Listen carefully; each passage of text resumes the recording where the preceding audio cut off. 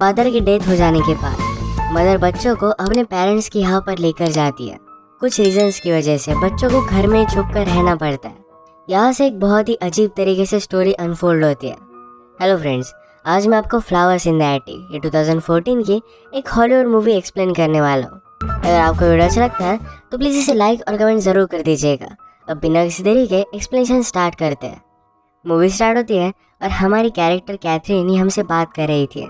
वो कहती है कि लाइफ में कब क्या टर्न आ जाए इसके बारे में आप बता नहीं सकते।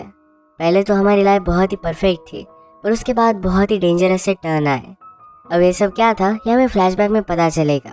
हम कैथरीन की फैमिली देखते हैं जिसमें उसके छोटे से ट्विन ब्रदर और सिस्टर्स थे और एक बड़ा ब्रदर था जिसका नाम था क्रिस्टोफर। मदर का नाम था कोरिन और फादर का भी नाम क्रिस्टोफर ही था। फादर हमेशा अपने काम से ज़रा दूर रहते थे। आज जो घर पर आए तो उन्हें देखकर सब लोग बहुत ही एक्साइटेड थे। फादर ने भी सबके लिए गिफ्ट लाया था। मदर के लिए उन्होंने एक बहुत ही एक्सपेंसिव नेकलेस लाया है। इसके बाद वो बच्चों के साथ गार्डन में खेल रहे थे। कैथरीन अपने फादर से बात करती है, कहती कि आप इतना ज़्यादा दूर मत जाया करिए। वो उन्हें मिस करती है।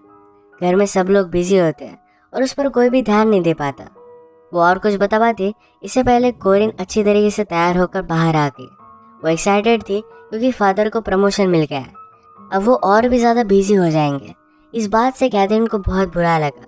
वो अपसेट होकर अपने रूम में चली गई। फादर उसे मनाने के लिए उसके पास आए।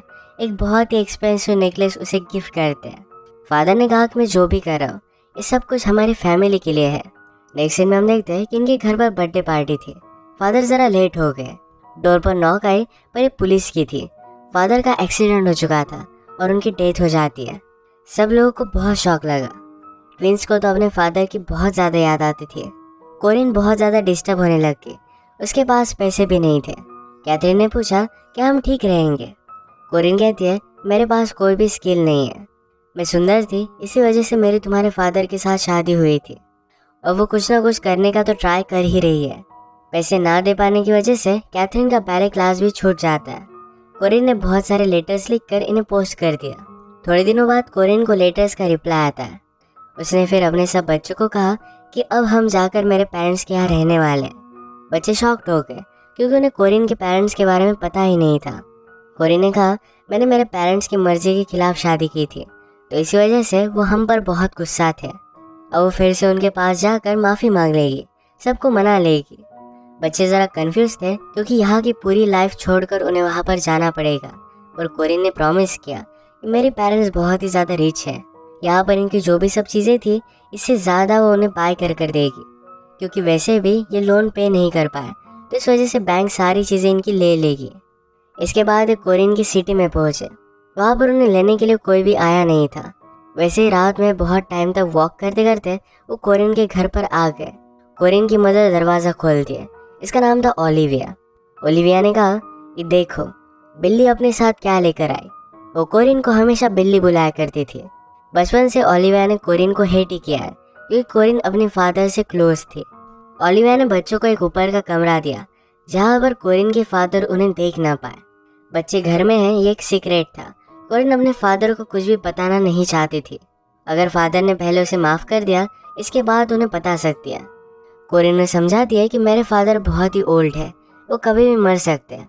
एक बार उन्होंने अगर मुझे फिर से एक्सेप्ट कर लिया फिर हम मिलीनियर बन जाएंगे। हमें इस तरीके से रहने की ज़रूरत नहीं पड़ेगी। कोरिन ने कहा कि मैं दिन भर यहाँ पर नहीं रह सकती। वो बीच बीच में उन्हें मिलने के लिए आती रहेगी। अगली सुबह ओलिविया बच्चों के लिए खाना लेकर आई। उसने कहा कि दिन भर तुम्हें खाना है, मैं फिर से तुमसे मिलने के लिए नहीं आऊँगी। या इस रूम में थोड़ा भी आवाज़ नहीं होना चाहिए। अगर ट्विंस को खेलना है तो ऊपर एटिक है, वहाँ पर वो खेल सकते हैं। बाथरूम यूज़ करते वक्त कभी भी लड़का और लड़की एक साथ नहीं जाएंगे। ओलिविया ने कहा कि अगर तुम्हारे ग्रैंडफादर को पता चला तुम लोग यहाँ पर रह रहे हो तो बहुत ही बुरा होगा। बच्चे फिर ऊपर एटिक देखने के लिए गए। ट्विंस को ये जगह खेलने के लिए अच्छी नहीं लगती, पर इनके पास कोई भी ऑप्शन नहीं था। इसे ज़रा इंटरेस्टिंग बनाने के लिए कैथरीन और क्रिस्टोफर ने उनके लिए झूला बना दिया। रात में कोरिन सबसे मिलने के लिए आई। ट्विंस उसे कहते हैं हमें यहाँ पर नहीं रहना। वो बहुत ही बोर हो रहे थे, उन्हें घर पर जाना था। कोरिन उन्हें समझाती है कि तुम्हें कैथरीन और क्रिस्टोफर का सब कुछ चीज़ें सुननी चाहिए। ट्विंस मानते नहीं और हल्ला करने लग गए। तभी ओलिविया आ गई। उसने जोर से एक ट्विन को मारा। कहा कि इस घर में इस तरीके से चीज़ें नहीं चलेगी। कोरिन इस पर गुस्सा हो जाती है, कहती है तुम मेरे बच्चों को हाथ नहीं लगा सकते वरना मैं यहाँ से चली जाऊंगी। ओलिविया ने कहा कि तुम्हें जो अच्छा लगे तुम कर सकती हो, ये मेरा घर है और मेरी सब चीज़ें यहाँ पर चलेगी। उसने कोरिन को अपना शर्ट निकालने के लिए कहा। इतने सालों बाद कोरिन वापस आई तो इस वजह से ओलिविया ने कोरिन को बहुत मारा था। बच्चे भी ये देखकर डर जाते हैं। ओलिविया ने कहा कि तुम सब बच्चे एक डेविल की संतान हो। ये बात बहुत ही अजीब थी।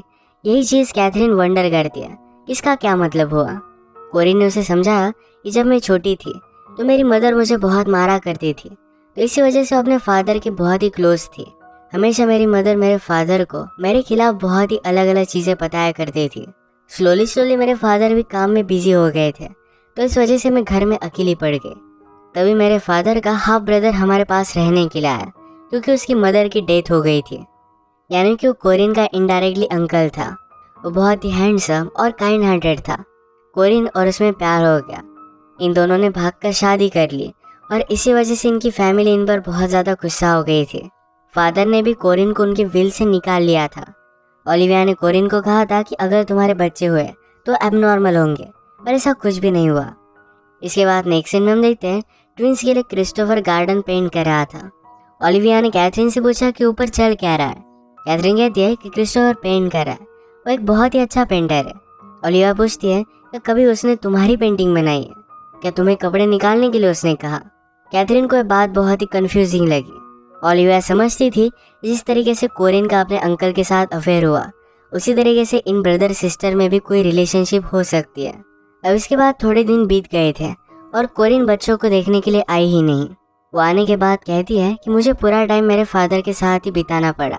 वो सेलिंग गई थी, उनके साथ पिकनिक पर गई थी। ये बात कैथरीन को अच्छी नहीं लगती। उसने कहा 1 मंथ हो गया तुम हमें देखने के लिए आई ही नहीं। तुम्हें जल्दी अपने फादर को मनाना चाहिए, हमें भी बाहर जाना है। हम इतने भी बुरे नहीं कि वो अपने खुद के ग्रैंड चिल्ड्रन को एक्सेप्ट ना करे। कोरिन अब उन्हें सच बताती है, कहती कि मेरे फादर ने मुझे माफ़ किया, पर एक ही कंडीशन पर कि मुझे कोई भी बच्चे नहीं। अब वो उन्हें बच्चों के बारे में नहीं बता सकते। फादर बूढ़े हैं तो उनके मरने का इंतज़ार इन्हें करना पड़ेगा। कैथरीन अपसेट थी, पर क्रिस्टोफर उसे समझाता है कि जल्द से ये टाइम भी गुजर जाएगा। उनकी ट्विन सिस्टर उनके पास आई और कहा कि कोरिन मिल नहीं रहा। वो हाइड एंड सीक खेलते हुए एक बॉक्स में बंद हो गया था। इसे जल्दी से जाकर खोलते तो अनकॉन्शियस हो चुका है। कैथरीन ने उसे हॉट वाटर में बहुत हीट किया, उसकी बहुत अच्छे से ख्याल रखती है। इन्हें हेल्प करने के लिए कोई आया भी नहीं था। इसके बाद और भी टाइम गुजर जाता है। अब डायरेक्टली क्रिसमस आ चुका था। कैथरीन ज़रा पॉजिटिवली कहती है कि हमें ओलिविया के लिए गिफ्ट बनाना चाहिए। ये गिफ्ट बनाने के बाद ओलिविया सिर्फ इसे देख लेती है और वैसे ही फेंक कर चली गई।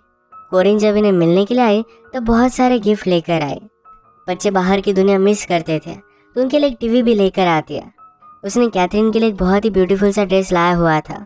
कैथरीन ने कहा कि ड्रेस पहनकर हम जाएंगे कहाँ, हम हमेशा ऐसे हाइड होकर नहीं रह सकते। आज घर में क्रिसमस की पार्टी थी तो कैथरीन और क्रिस्टोफर दोनों आने की जिद करते हैं। कोरिन भी इसके लिए मान गई। उन्हें पार्टी में लेकर गए, पर ऊपर के लिकर कैबिनेट में उन्हें बंद करके रख दिया, जहाँ से वो सिर्फ पार्टी देख सके। एक बॉटल लेने के लिए ओलिविया ऊपर आई थी, पर वो निकालती नहीं, वो बच्चों को पकड़ ही लेती है। पार्टी में फर्स्ट टाइम हम कोरिन के फादर को देखते हैं। वो बहुत ही बूढ़े थे। कोरिन के फिर से फैमिली में आने से उन्हें बहुत अच्छा लगा था। उसे एक बहुत ही एक्सपेंसिव नेकलेस गिफ्ट करते हैं। पार्टी के बाद जब बच्चे यहाँ से जा रहे थे तो कोरिन को एक आदमी के साथ वो देखते हैं। उसे कह रहा था कि हमारी लाइफ एक साथ स्टार्ट करने के लिए मैं रुक नहीं सकता। उसे कहीं दूर लेकर जाना चाहता था। कैथरीन को ये बात अजीब लगी, पर क्रिस्टोफर कहता है मदर अब अमीर होने वाली है, उसके पीछे तो बहुत लोग होंगे।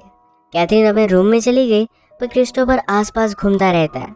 जब कोरिन को ये बात पता चली तो बहुत ज़्यादा गुस्सा हो जाती है। क्रिस्टोफर के आने के बाद उसने उसे जोर से स्लैप किया। अगली सुबह उन्हें सॉरी बोलने के लिए आई। क्रिस्टोफर ने पूछा कि आदमी तुम्हारे साथ कौन था। कोरिन कहती को मेरे फादर का लॉयर है, हमें उसकी ज़रूरत है, हमें मेरी मंजिल के बहुत ही करीब हो। उसे बहुत बुरा लगा कि उसने कल ये सब किया था। वो कहती कि हम इस तरीके से नहीं रह सकते, अगर हमारे पास पैसे नहीं तो क्या हुआ, हम कहीं भी एडजस्ट कर लेंगे। बच्चे सुनकर उसे कहने लग गए कि हम यहाँ पर रह सकते हैं, ज़्यादा वरी मत करो। एक्चुअल में कोरिन उन्हें मैनिपुलेट करने लग गई थी। वो खुद इतनी लालची है तो कभी भी ये सब छोड़कर नहीं जा सकती। एक दिन ऊपर क्रिस्टोफर लड़कियों की मैगजीन्स देख रहा था। कैथरीन जब ये उसे पूछती है तो छुपा लेता है। इसके बारे में कैथरीन ने कोरिन से पूछा। कोरिन ने कहा कि अब तुम लोग बड़े हो रहे हो तो अलग अलग चेंजेस तो आने ही वाले हैं। वो कैथरीन के लिए एक ड्रेस लेकर आती है। जब ये ड्रेस कैथरीन पहन रही थी तो क्रिस्टोफर उसे देख लेता है। ये जो ऑकवर्ड था तभी ओलिविया यहाँ पर आ गई। उसे लगता है इन दोनों में कुछ चल रहा था। ओलिविया गुस्सा होकर कोरिन को पनिश करना चाहती थी उसके हेयर्स कट कर पर क्रिस्टोफर उसे मना करता है। रात में ओलिविया ने कैथरीन के सर पर टार लगा दिया। सुबह होने पर इसे निकालने के लिए वो बहुत ट्राई करते हैं पर निकाल नहीं पाते। कैथरीन क्रिस्टोफर से कहती है कि तुम्हारी कोई भी गलती नहीं थी, तुम सिर्फ मुझे देख रहे थे। क्रिस्टोफर ने कहा कि तुम मेरे बहुत पास हो, मैं हमेशा लड़कियों के बारे में ही सोचता रहता हूँ। उसे लगता है कि कैथरीन बहुत ही ब्यूटीफुल है पर वो इस तरीके से सोचना नहीं चाहता। कैथरीन के हेयर से टार निकालने का कोई भी वे नहीं था तो उसने उसके सारे हेयर्स कट कर दिया। एक दिन कैथरीन जब डांस प्रैक्टिस कर रही थी तो क्रिस्टोफर और वो मस्ती करने लग गए। ये गलत है, रियलाइज कर एक दूसरे से दूर हो जाते हैं। आजकल ट्विंस बाहर जाने का नाम भी नहीं लेते थे। उन्होंने उन्हें खिड़की में आकर बाहर जाने के लिए कहा पर फिर भी वो मानते नहीं। 1-2 साल ये सब यही पर रहे हैं। कैथरीन और क्रिस्टोफर को भी बाहर जाना था तो रात में एक रस्सी की मदद से नीचे उतर जाते हैं। एक ब्यूटीफुल से लेक के पास आए। ये वंडर करते हैं कि क्या कोरिन उनके लिए कुछ करेगी। वो उस पर अब ट्रस्ट नहीं करते। कोरिन बच्चों से मिलने के लिए आई पर डायरेक्टली 4-5 मंथ के बाद वो बच्चों से कहती है कि मेरी शादी हो गई है। वो हनीमून पर थी इसी वजह से उनसे मिलने के लिए नहीं आ पाई। क्रिस्टोफर कहता है कि ऐसा अब नहीं चलेगा, 2 साल हो गए, हम यहीं पर बड़े हो रहे हैं, वो इस तरीके से अब यहाँ पर नहीं रह सकते। कैथरीन ने कोरिन से पूछा क्या तुम्हारे हस्बैंड को हमारे बारे में पता भी है। कैथरीन कुछ भी नहीं बोली और यहाँ से वो चली गई। ओलिविया के हाथों कोरिन उनके लिए स्वीट्स भेज देती है। डोनट्स देखकर सब लोग बहुत खुश हो गए थे। कैथरीन ने क्रिस्टोफर से कहा अब हमें यहाँ से निकल जाना चाहिए। हमें बाद में कितने भी पैसे मिले पर हम इस तरीके से नहीं जी सकते। क्रिस्टोफर ने कहा कि हमें निकलने के लिए थोड़े पैसों की ज़रूरत पड़ेगी। वो विंडो के पास खड़ा था तो ओलिविया उस पर बहुत चिल्लाती है। वो उसे कभी भी उसके नाम से नहीं पुकारती तो क्रिस्टोफर कहता है मेरे फादर की तरह क्रिस्टोफर नाम है। इस बात पर ओलिविया और भी ज़्यादा गुस्सा हो गई, उसे कोड़े से बहुत मारती है। कैथरीन ने क्रिस्टोफर की जख्म देखी और ये दोनों किस कर लेते हैं। अगले दिन ये दोनों करीब थे और ओलिविया आके तो कहती कि तुम दोनों कर क्या रहे हो। क्रिस्टोफर रोते रोते ओलिविया के पैर में गिर गया। कहता है कि मुझसे बहुत बड़ी भूल हुई है, प्लीज़ मुझे माफ़ कर दो। ओलिविया गॉड पर बहुत बिलीव करती थी। उसने कहा तुम्हें गॉड ही माफ़ कर सकता है। ओलिविया के जाने के बाद कैथरीन बहुत ही कन्फ्यूज हो गई। क्रिस्टोफर से पूछती कि तुम ये सब कर क्या रहे थे। क्रिस्टोफर हंसने लग गया। उसने ओलिविया की कीज की कॉपी बनाई थी। अब वो जब चाहे यहाँ से निकल सकते हैं। अब हर रोज़ रात में जाकर घर से थोड़े थोड़े पैसे निकालने लग गए। ऐसे थोड़े थोड़े पैसे चुराते हुए इन्हें बहुत टाइम लग सकता था पर इनके पास कोई ऑप्शन नहीं था। एक रात जब ये ऐसे ही निकले हुए थे तो कोरिन का हस्बैंड ड्रंक होकर सोया हुआ था। कैथरीन उसके पास गई। वो क्यूरियस थी तो उसे किस कर लेती है। इसके बाद वो पैसे लेकर रूम में आ गए। बाहर क्रिस्टोफर फेंस को देख रहा था। ये अभी अभी बनवाई गई थी और इस पर इलेक्ट्रिक का शॉक भी वो लगवा रहे थे। इस इलेक्ट्रिसिटी को बंद करने का स्विच उसने ढूंढ लिया। घर में आकर वो देखता है तो कोरिन और उसका हस्बैंड बात कर रहा था। उसका हस्बैंड कहता है कि मुझे एक सपना आया जिसमें तुम जैसे एक छोटी सी लड़की मुझे किस कर रही थी। क्रिस्टोफर समझ गया कि कैथरीन थी तो उस पर बहुत ज़्यादा गुस्सा हो जाता है। गुस्से में एक दूसरे के साथ इंटीमेट हो गए। कैथरीन क्रिस्टोफर से कहती है कि अगर तुम चाहो तो हम ये सब चीज़ें बंद कर सकते हैं। क्रिस्टोफर ने कहा कि मैं तुमसे बहुत प्यार करता हूँ। एक दिन इनका ट्विन ब्रदर बहुत ही ज़्यादा बीमार हो गया। ये बात उन्होंने कोरिन से कही पर फिर भी उसे हॉस्पिटल ले जाने के लिए मना कर रही थी। कैथरीन उसे बहुत भला बुरा कहती है तो इसके बाद ओलिविया ट्विन को हॉस्पिटल में लेकर गई। अगले दिन ओलिविया इनके पास आई।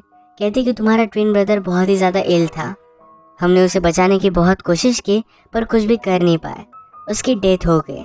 इन सब को बहुत ही बुरा लगता है। अब एक पल भी ये यहाँ रह नहीं सकते थे। दोनों मिलकर डिसाइड करते हैं कि रात में घर में जो भी ज्वेलरी होगी, जितने भी पैसे होंगे, सब लेकर यहाँ से वो भाग जाएंगे। यही चोरी करते हुए मेड की बात उन्होंने सुनी। यहाँ की मेड भी चोरी कर रहे थे। वो कहते हैं कि कोरिन के फादर के मर जाने के बाद अब वो स्लोली सब मेड्स को निकाल रहे हैं। हम खुद का जितना फ़ायदा कर सके हमें उतना कर लेना चाहिए। क्रिस्टोफर को शौक लगता है कि एक्चुअल में उसके ग्रैंडफादर की 6 मंथ्स पहले ही डेथ हो गई है। कोरिन को अपनी न्यू लाइफ बहुत ही अच्छी लगती थी। उसने अपने हस्बैंड को भी बच्चों के बारे में नहीं बताया था। उसका प्लान था कि बच्चों को हमेशा एटिक में ही रखेगी। क्रिस्टोफर जब ऊपर आया तो उसकी छोटी सिस्टर की हालत ज़रा ख़राब थी। छोटी सिस्टर ने अपना डोनट एक माउस को खिलाया था और माउस की डेथ हो गई। इसका मतलब है जो डोनट कोरिन ने उन्हें भेजे थे ये पॉइजनस थे। शायद इसी वजह से इनके छोटे ब्रदर की डेथ हो गई। इन सब का आवाज़ सुनकर ओलिविया ऊपर आ गए। वो उन्हें मार रही थी पर क्रिस्टोफर ने उसकी छड़ी ले ली। वो ओलिविया को पकड़ लेता है और सब लोगों को एटिक में जाने के लिए कहा। उन्हें पता था कि ओलिविया को एटिक में जाने से डर लगता है। वो भी उसे घसीटते घसीटते वहीं पर लेकर गया। वो डोर बंद कर देता है और ये सब खिड़की से बाहर निकल गए। ओलिविया वहाँ से नहीं जा पाई। उसकी हालत बहुत ही ज़्यादा खराब हो गई। इन सब को भागता देख एक सर्वर ने उन्हें देख लिया। क्रिस्टोफर उसे कहता है कि प्लीज़ हमें जाने दो, हम कोरिन के बेटे हैं। सर्वर को भी पता चल गया कि यहाँ पर चल क्या रहा था। वो जाकर फेंस की इलेक्ट्रिसिटी बंद कर देता है और ये सब यहाँ से भाग गए। कैथरीन हमसे कहती है अब हम उस प्लेस पर कभी भी नहीं जाएंगे, पर हमारी मुलाकात फिर से हमारी मदर से हो सकती है।